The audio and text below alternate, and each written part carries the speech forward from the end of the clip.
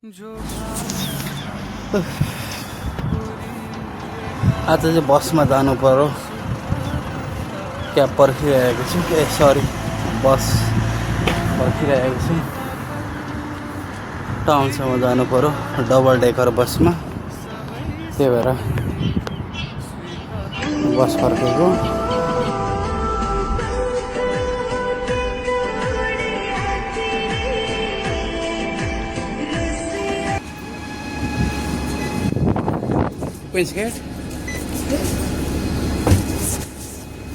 म चाहिँ बसमा चढ्दैछु र यसरी पैसा तिर्नुपर्छ। कार्ड स्वाइप गरेर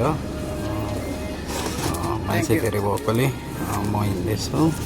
अब माथि तलमा गएर बस्नु पर्यो। रुम सिट छ कि छैन।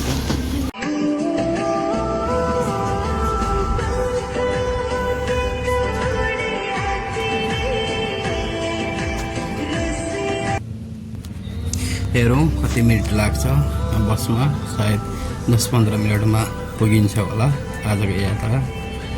जो जब सेन्टरमा म जानुपर्ने छ सधैँ चाहिँ।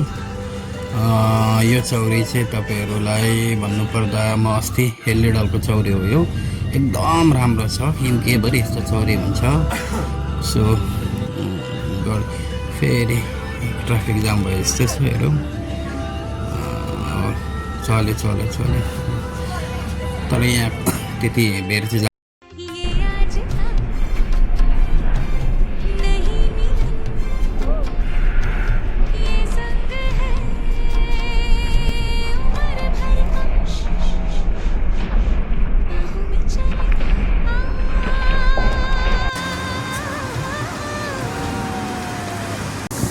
म चाहिँ अहिले टाउनमा आइपुगेको छु। सो फाइनली म चाहिँ टाउन आइपुगेँ। आज पानी परेको कारणले गर्दाखेरि मान्छे पातलो छ, नभए मान्छे निकै रमाइलो हुन्छ। सिङ्गरहरू पनि देख्न सकिन्छ। यो देख्दै गरेको जुन तपाईँहरूलाई मैले देखाएको छु यो काउन्सिलको बिल्डिङ हो। हाम्रो नगरपालिका भनिन्छ है नेपालमा। यहाँको लोकल गभर्मेन्ट हो। सो म हिँड्दै जाँदैछु यहाँबाट। यहाँभित्र गाडी एलाउ हुँदैन। सो म जब सेन्टर आइपुगेँ फाइनली। Let's of. सो आजको मेरो यति नै यात्रा छ।